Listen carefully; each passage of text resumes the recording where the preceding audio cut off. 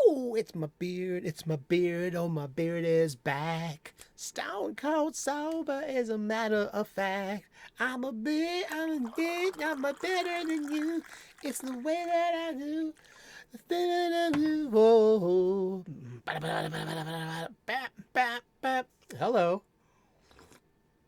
Welcome back. It's time for the 31 Days of Halloween, where we are watching a horror movie a day all through the month of October.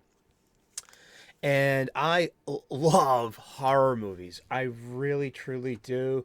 Grew up on them. I'm a, as I like to say, a Bronze Age baby.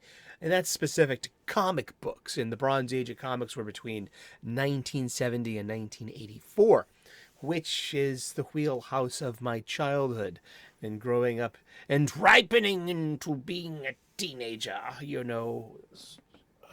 And then yeah. But the 80s were like the 70s and the 80s were huge for horror movies. And it was big for me because I was little and getting bigger by the day. I put a focus this year on the theme of the show this year is mostly focus is slasher movies. They're slasher movies. They follow a theme. They're a subgenre in the horror film. You know, in horror films, they're a subgenre. The other ones would be like werewolf movies, mummy movies, monster movies. Kaiju movies could be somewhere between sci-fi and horror. You know, I like that too. I always felt that kaiju, like a good monster movie, had, you know, one of those Japanese monster movies had a good horror angle as much as their sci-fi. What I got playing in the background, I found off the Yeats, the YTs, the YouTube is, it's an hour and a half long making of are the film that we're going to be focusing on today, with doing a theme on slasher movies, especially of the 70s and 80s. It's nostalgic for me, but also I know these stories intimately. I've watched them basically all and growing up too, and a few times over. So I'm literally decades divorced from seeing any of these movies. In a way, I mean, I hadn't seen any of the Friday the 13th movies in a very, very, very long time. And I literally, the 80s, they were from 1980 to 1989, there are 8 Friday the 13th movies. And I saw a few of them, not just in a dark movie theater, but at the drive in movie theater as well. In 3D, too. That was part three. I remember seeing that at the Neponset Drive in Dorchester, Massachusetts, where I may or may not have been conceived in the back of a Dodge Dart with foggy windows and bare footprints on the windshield. Isn't it romantic? Well, those are the kind of people that Freddie would go after, though. Teenage lovers doing their thing, you know. Um, it's who Jason would go after. You know, Michael Myers. That's like, you know, it's just it's part of the theme of the slasher movie. There's the masked killer. There is young people, usually the victims. There's usually TNA and promiscuity and borderline drug use and drinking. And usually there's something also called Final Girl, Final Gal. And the hero of the story ends up being perhaps one of the most virtuous of the gang, the one who didn't smoke, who didn't drink, and didn't fuck, you know, behind the bushes with her bow. We did all of the Friday the 13th movies to start this month off with. That's yeah, I hope that's not giving anyone you know, any discomfort with the flashing images.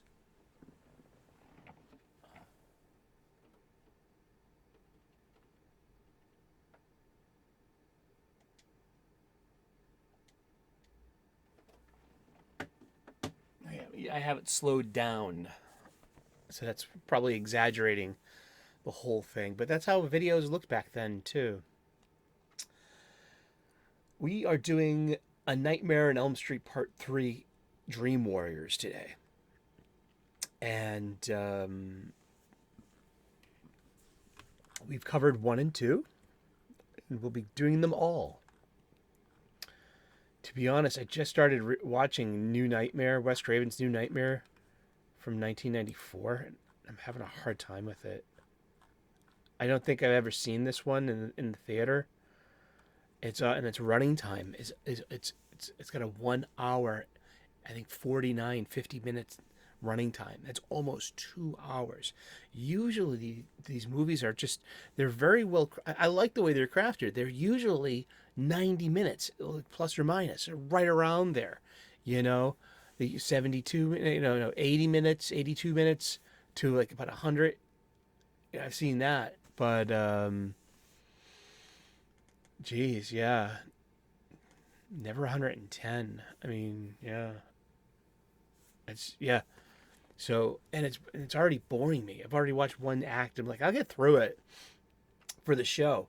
But it's like, this is got to be like, one of my least favorite ones so far. Then we got Freddy versus Jason, and that will wrap up pretty much the slasher a part of our program, after doing Friday the 13th, the original Halloween trilogy from 1978 to 1982, and this huge staple of me growing up. And this movie, we're going to read this, you guessed it, from the wiki. That's right. It's A Nightmare on Elm Street 3, Dream Warriors. Not The Dream Warriors. It's Dream Warriors.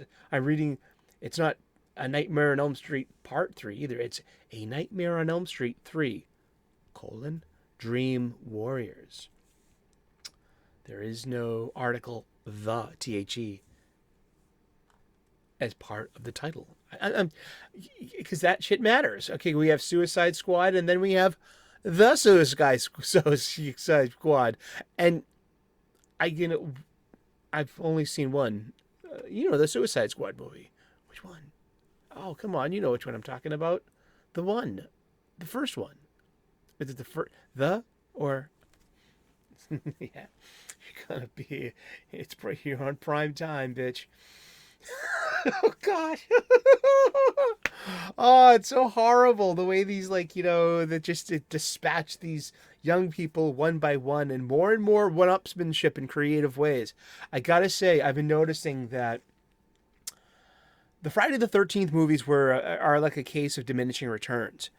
The Nightmare on Elm Street movies, they kind of get better as you go along. I mean, just even Freddy's Dead Part 6 is fun, and it's full of great special effects.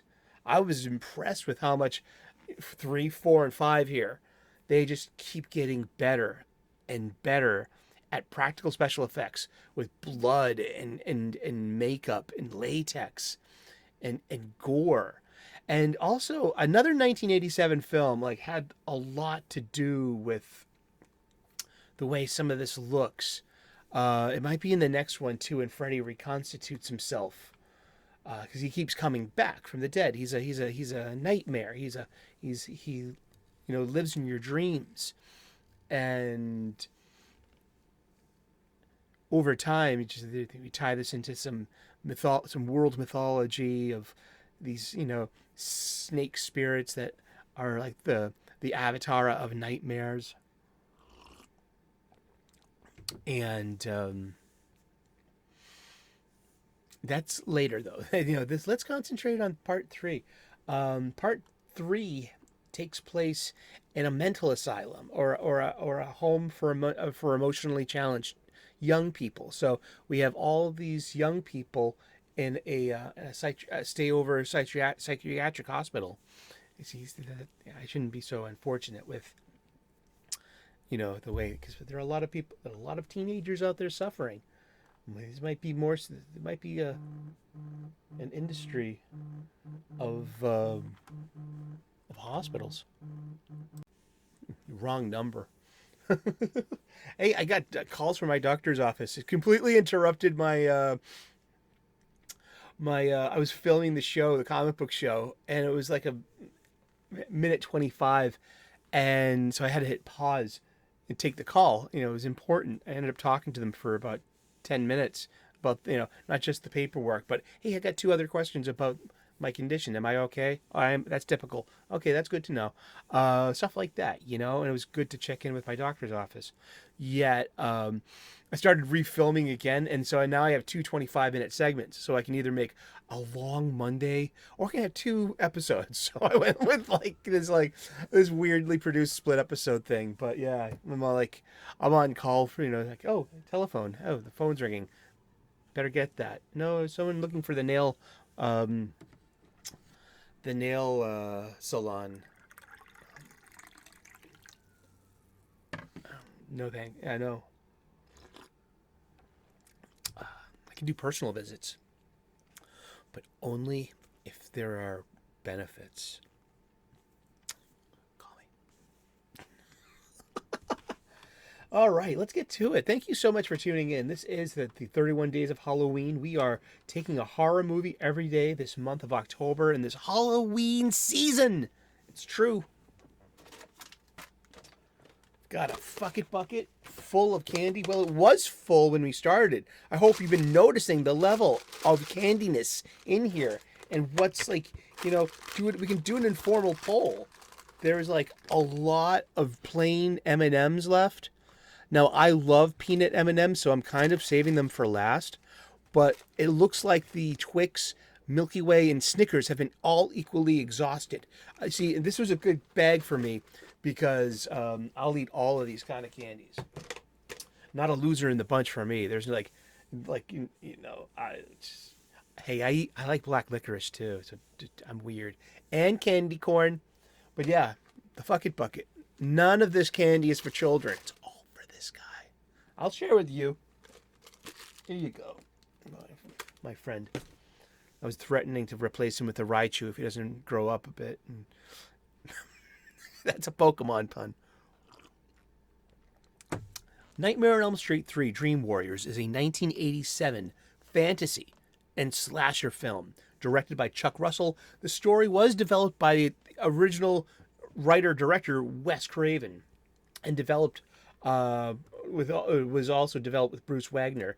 And the return of Heather Langenkamp as Nancy Thompson, the return of John Saxon as her father, who is now no longer the chief of police, and he's broken down, and he's working as a security guard, trying and drinking his days away, and and regretting life, and just sounds a lot like Luke Skywalker in The Last Jedi. Is maybe this is a trope too? I mean, is that? I've never even thought of that till right now, thinking about this with you guys. I got this at a Willie Nelson show years ago, about a decade or more ago.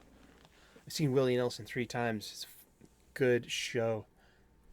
So Nancy's now a psychiatrist, and so she goes to this psychiatric hospital for young people to deal with a special case, and her name's Kristen, and she's played by Patricia Arquette, and you might know she's from an acting family, the Arquettes. Her brother David was big. Scream, hello, and her sister Rosanna Arquette. She's one of the hottest women of the new wave of '80s. After Hours, she was in Pulp Fiction too. I mean, but Rosanna Arquette, she's got a few songs that were made for her, like Rosanna by Toto, and then Shaken by Eddie Money. Yeah, she's like literally like legendary beauty. Yeah, but this was little sister Patricia's first big movie, and so she's from an acting family, and I actually had to turn this movie down while I'm watching it because I got neighbors downstairs, and they're young, they're 20, 30 something ladies. It's like a sitcom here, and but like Patricia Arquette's doing such a fabulous job at screaming. She's being dragged around and tormented by Freddy. And so she's like a teenage scream queen. She did such an amazing job. And I'm like, and then this behind the scenes here is showing her just like in character screaming, screaming, then stopping, between takes, and then getting right back into it. So I like this. I love supplemental stuff. I really do. I'm kind of disappointed. Like all of these movies, like the only one that had, sorry, the other way around. The only one of these movies to have a director's commentary track or cast was the first one. I would watch that in every single one, especially if they were talking about the special effects in the scenes. This one has like kill upon kill upon kill, and you had the like the girl that was into drugs, and she was like a badass in her dreams. She had this mohawk. She looked a lot like Storm from the X-Men, you know what I mean? And she's got the famous kill where Freddy turns his fingers into syringes, and all of her, her track marks turn into little mouths on her elbows, like, looking like mouths waiting for the udders, you know what I mean? Or the nipples. It was just so, but it's dreamlike and it's kind of weird. And that's a really good part about the set designs and the dream sequences of these movies, is that you have that artistic license to, you're not bound by the circumstances of your set. You have this unlimited palette of like, it's only limited by your production budget, but they make these as fantastic as possible. And I mean that in its most literal term of fantastic, as in fantasy. And this is the fantasy element of the kid in the wheelchair who's like the 20-side die tabletop role play game, player, and he's like a dungeon. He's like a magician in his fantasy world, and then comes the and then there's Kristen, yeah, Patricia Arquette, and she's the one that she can pull people into her dreams. So Freddy's going to use this dream child. No, that's no dream child until the fifth one.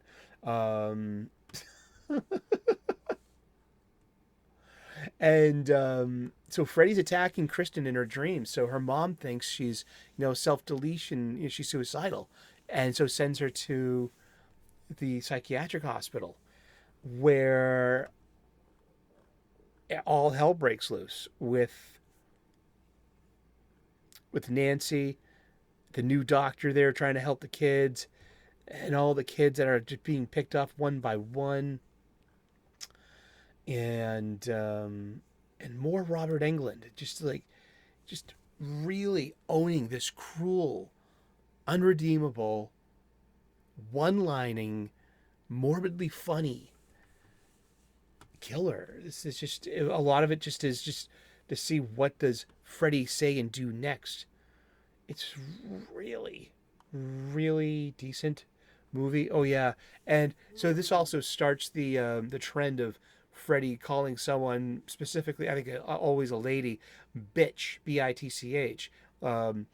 Right here, it's like when the girl who wants to be on prime time, she wants to be on TV, but she keeps burning herself with cigarettes and stuff, and that's why she's in.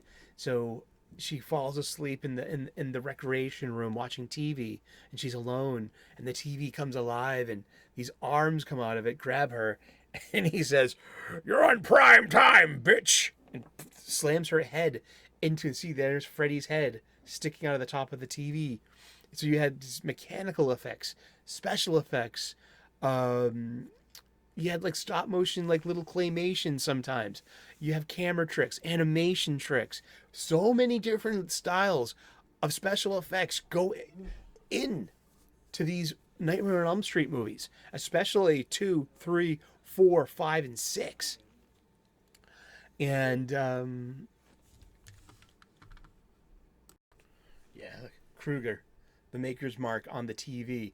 This is what the special effects artists would do. They would just handcraft these artifacts and things, and they would film them, and they're just part of this fantastic story. So the special effects have been just impressive. The story is just it's not that difficult. It's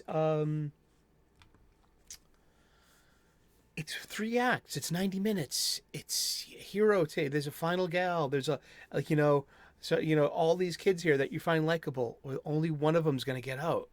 You and you kind of like it happens every movie. Yeah, man. Supernatural. Oh no, where did it go?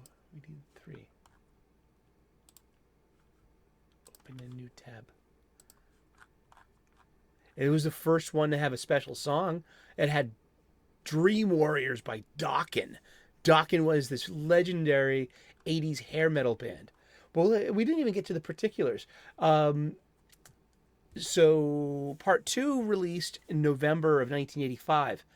This won't come out, part three will not come out until February 27th of 1987. It took all of 1986 off. It was made for a budget between 4.3 and 4.6 million dollars and had a box office of 44.8 million. That's decent, you know. And it received mostly positive reviews by critics and is considered to be by many to be one of the best films in the Elm Street series. Kinda, yeah. But also, just I think the special effects from here on out as well, especially in 4 and 5, like the gag deaths, like the deaths are just they're scenes. They're based upon the victim about what their nightmare is, and they're going to die in their nightmare of their nightmare in a way, and it's just to see this progression of different special effects. And I read credits. Well, I read the credits enough to know that they're like different special effects companies almost like every time. I guess I think there's someone out there with more knowledge than me. I know this. And then they do group hypnosis, and they are all in the same dream together. And then they can become the team that takes out Freddy. But of course, Freddy keeps taking them out one by one. And Nancy dies in the end. And while she sacrifices herself, while the other doctor finds Freddy's bones, because they needed John Saxon, because he was one of the dads that killed Freddy Krueger, you know? And so he knew where Freddy's remains were. And so the doctor has to go bury and consecrate the bones with holy water and bury them, give it a proper burial. And that will finally banish Freddy. But in the process, Nancy gets killed too. And yeah. And then the next movie starts off, at least we have 3 of these characters to start off part 4. We don't get Patricia Arquette back, but we do get Kristen and Kincaid and Joey back, who were they were the 3 survivors. We have a final gal in Kristen, but she also heroically got to save Kincaid and Joey along the way. Yet, what happened? What do you think happens in part 4? We'll find out tomorrow. Look at some horrific images in the background there. Sorry if anyone's triggered by that. Now would be a good way to put my head in the way. And there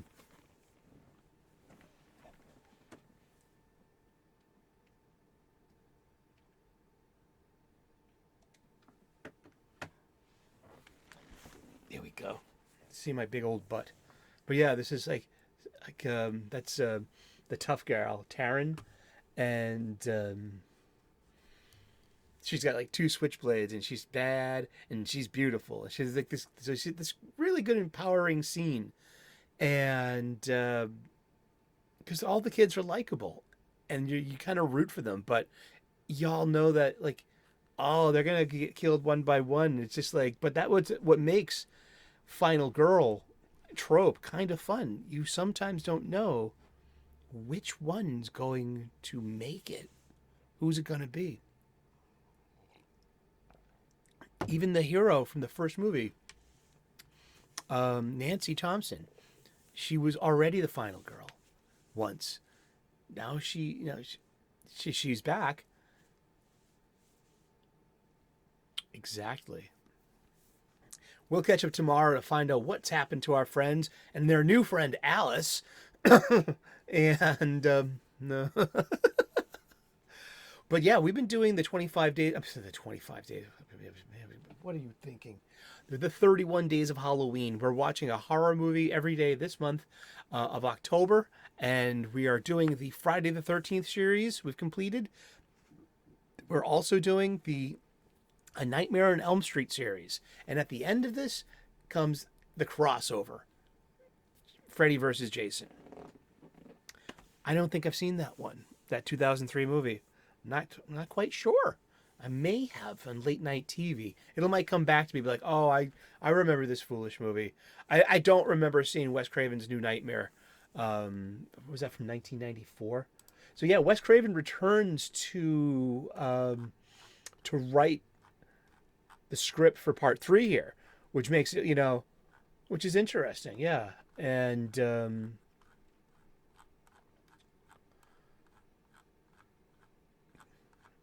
which is, yeah, it is interesting. Yeah. But he comes back to direct.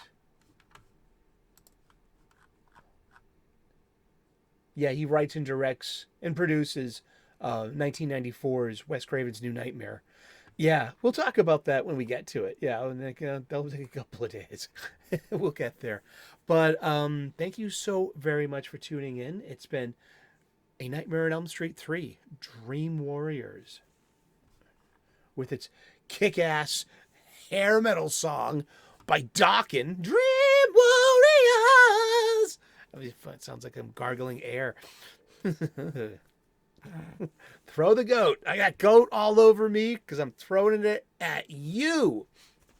Please like and subscribe. I would love to earn your subscription. We make daily content here. We talk about comic books every day, 3 p.m. U.S. Eastern, daily at our very own Comics Coffee table here on the channel. So tune into the show, please. Thank you so very much. We talk about spirituality and gratitude and purpose. I'm also because I'm an ordained minister, a spiritual guy.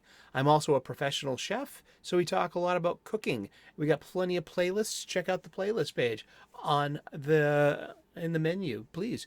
And we're doing the 31 days of Halloween, a horror movie a day through the month of October. I love horror movies and love talking about it. Thank you so much for being here, and save me a seat next to you in that dark movie theater.